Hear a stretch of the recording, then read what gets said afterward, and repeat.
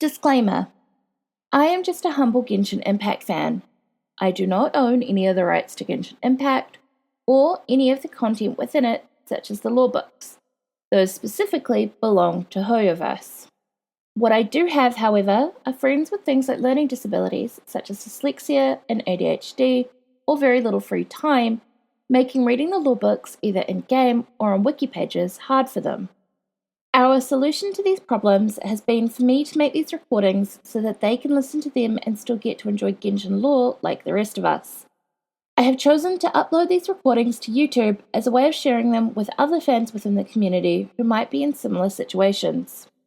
I am admittedly no voice actress, trained narrator, or video editor, but I have tried my best, so please be gentle with me. Therefore, without further ado, let's get into today's story.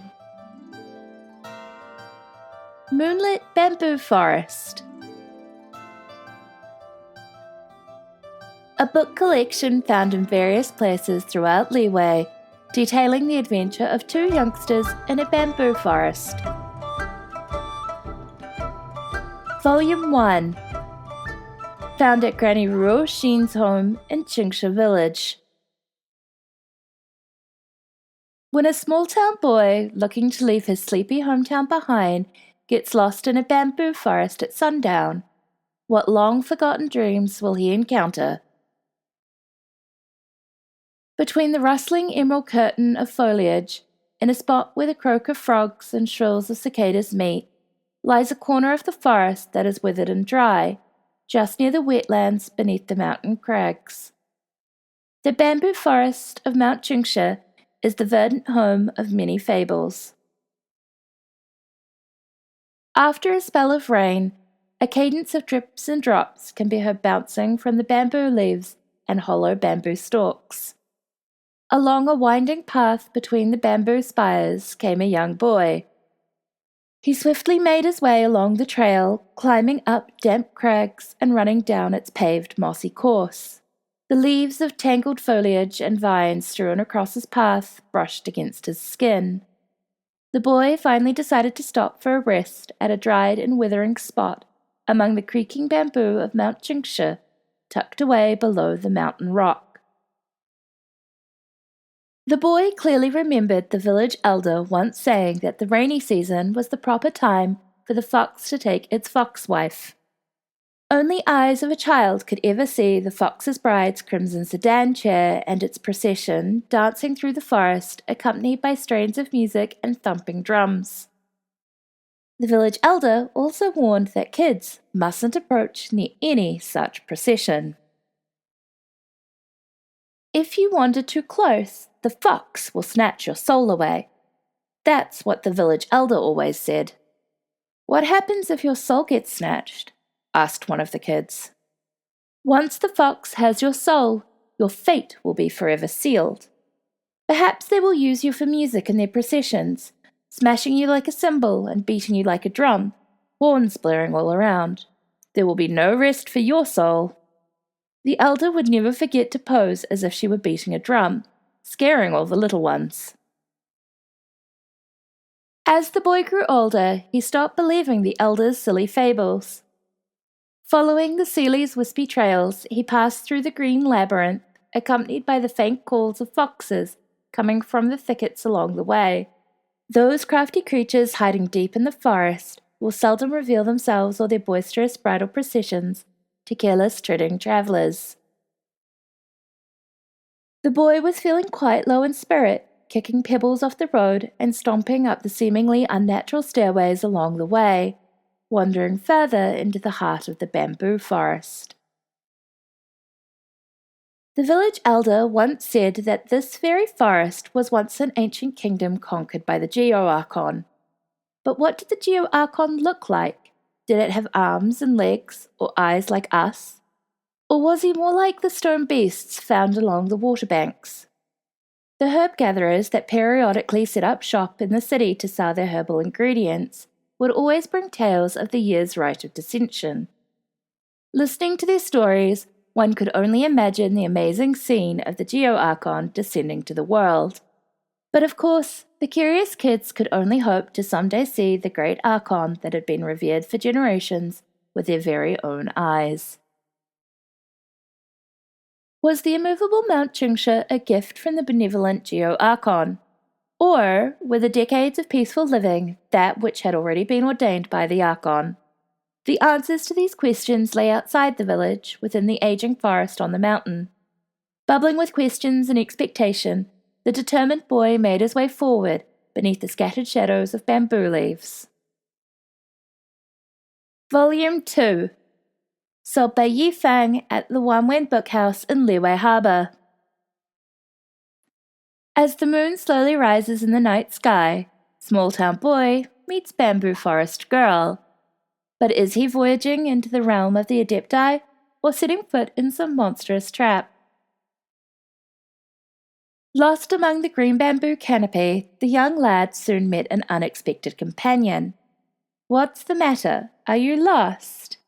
The lad heard a gentle voice among the rustling bamboo stalks, speaking with a hint of sarcastic playfulness. The lad turned to see a slender woman garbed in white.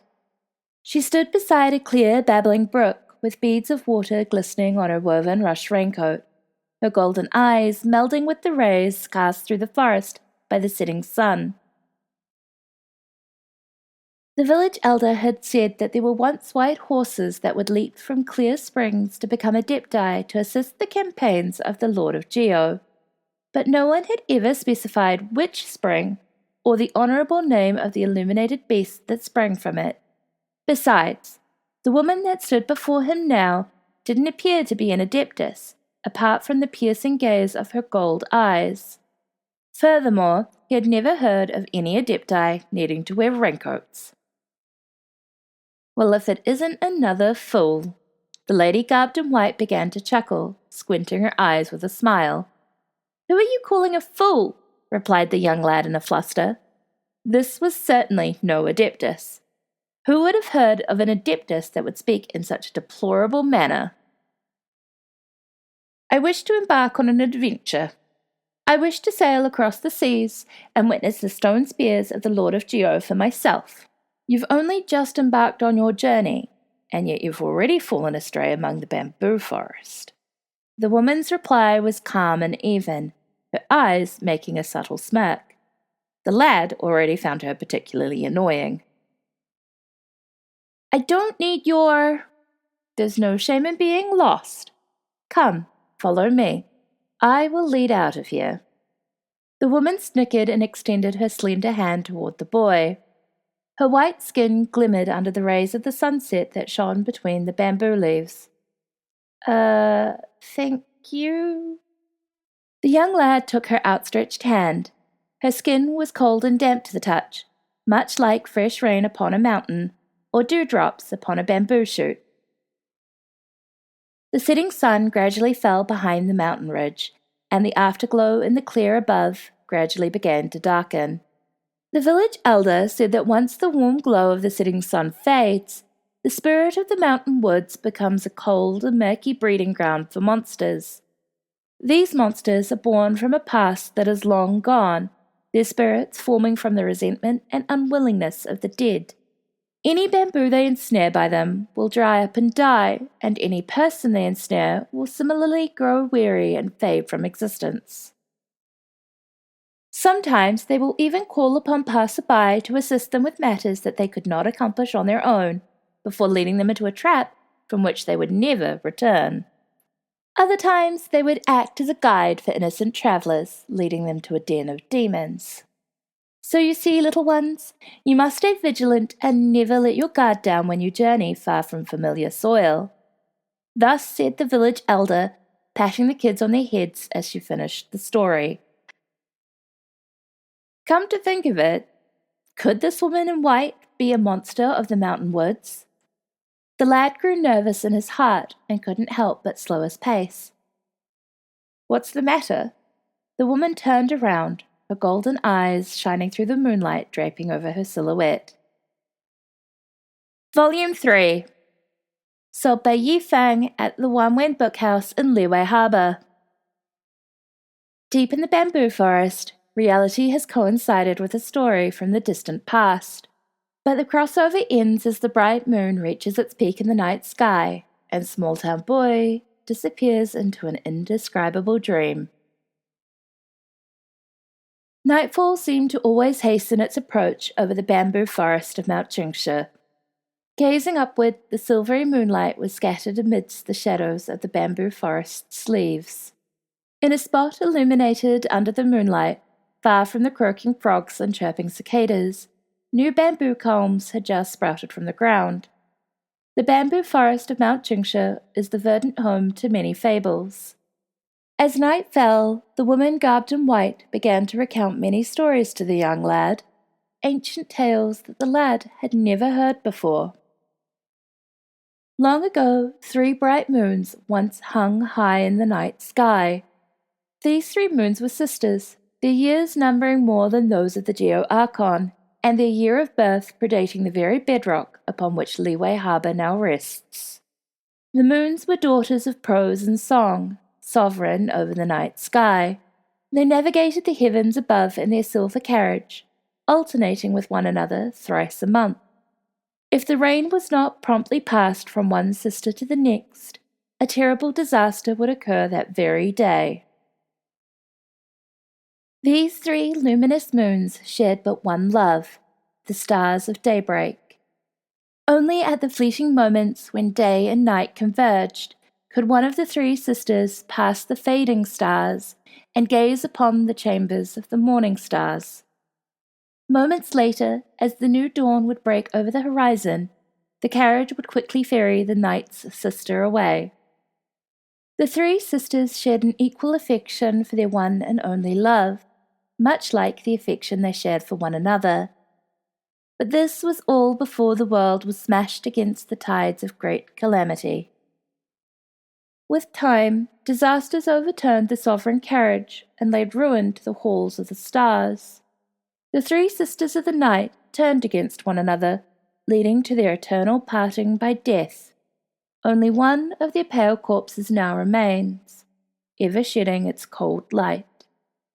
The woman raised her head and gazed at the moon through the sea of bamboo. Her long, slender neck was covered in the silver light, and her eyes shone gold. The wolf packs are the children of the moons. They remember the calamities and the tragedies that ensued. Hence, they lament the fate of their mother with each new moon. It is also why those who live among the wolves call the morning stars the surviving love of the moon, the grievous stars. I see. The young lad remained silent for some time. This was a story that the village elders had never told them before. Perhaps it was a legend that even the eldest of elders had never heard before. Such stories were much more grand than those about foxes taking brides and monsters ensnaring people, but less riveting than the tales of the Lord Geo driving away evil spirits. The woman's tales were almost like a dream of the imagination. These are stories that have never been told, legends that have already been long forgotten by people. The woman garbed in white gently stroked the lad's hair and lowered her eyelids. The golden color of her eyes grew a bit darker. Before the ancient immortals established the universe, there were gods that wandered across the lands. It was at this time that many of the Adepti came into being. But what about before then? Only broken memories and fragments of the past were turned into stories, and stories turned into legends, passed down among the people. Even deities and Adepti would feel sentimental upon hearing such ancient memories that surpassed the mortal world. The woman let out a long sigh and turned to find the young lad fast asleep. Unbelievable. With a helpless smile, she took off her raincoat and placed it over the young lad. That night, the lad dreamt of 3 moons in the sky, and a silver carriage stopped before the gates of the stars. Volume 4. Found next to Vergoldet at Wangshu Inn. As dawn gently approaches, the fate of the 2 youngsters diverges, and they go their separate ways. But the echoes of that ancient story still resound within the forest, waiting for the day that they may welcome small-town boy back to their midst once more. As day slowly dawned, the young boy was gently awakened. Daybreak's light silhouetted the white mist that shrouded the bamboo forest of which tales of ghostly foxes were told, and they seemed like horsetails as they billowed this way and that. The woman held his hand, and together they walked toward the place where the sun pierced through the woods. They turned left, then right, passing through undergrowth teeming with insects, clambering over slippery, moss-covered stones, scaling down a gorge hidden by the shadows of the bamboo trees. All the way she led him, till they arrived at the exit of the bamboo forest. "I still don't know who you are or where you're from," said the boy, for the previous night's story had yet to leave his mind. The woman turned, and with her back to the morning light, her eyes shone gold, but she merely smiled and said nothing. Many years later, the boy, who was a boy no longer, would remember that moment, and he would understand. The gap between them was as a yawning chasm. His fate was to leave his home and go to Liyue Harbour, to seek the riches the Geo Archon had bestowed upon him. Hers, then, was to hide herself away from the majestic, kindly gaze of that great Lord of Geo, and to protect those ancient tales that even she was beginning to forget. So the boy and the white-clad, golden-eyed woman were parted. He would pack his things and head for that thriving port city, while she stood silently at the boundaries of the bamboo forest. For in her bewitching eyes, she seemed to have already foreseen the young man's fate, that some day, when he was old, tired of the sea and the waves of life, he would slowly return to this mountain village, and there he would live out the rest of his days. In the dawn's glow, the boy heard a whinnying cry that then grew distant. He turned and looked, and there was nothing behind him but a single strand of hair that had come to rest on his shoulder.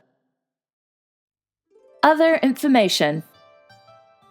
Completing this series awards the achievement Spring, White Horse, and Moonlight, which is part of the Mortal Travails Series 1 category. The Bamboo Forest Girl is Zabai, as she is the White Horse Adeptus. The book, Springs of Hidden Jade, helps confirm this and even refers back to this story. There was an animated video created of this story by the YouTube channel Hoyofair. It will be linked in the description below. The literal meaning of the official Japanese translation's title is an assumed reading based off of its Chinese name. There are 2 sentences in Volume 3 where the original Chinese text is notably different. The translation is basically, they patrolled the heavens in a silver chariot, and every Shin, one sister would take over the position of sovereignty from the last. The cycle repeated itself up until that day the great disaster descended. Shin, for the record, can refer to 10 days, 10 years, or an unspecified period of time. The English localization assumes this to be 10 days, as in the lunar calendar, 1 month is approximately 30 days. The sentence, before the ancient immortals established the universe in Volume 3, might be a mistranslation. This is because the original sentence is meant to refer to Rex Lapis's unification of Liyue during the Archon War. The original Chinese phrase contains an adaptation of a Chinese idiom that was first used to refer to China's unification under Qin Shi Huang. Furthermore, ancient immortals might be shortened from Prime of Adepti and Forebearer of Many Adepti, which is 2 of Rex Lapis's many titles. Putting them together creates a significantly different alternative translation of Before the Forebearer of the Adepti united the nation. Other names.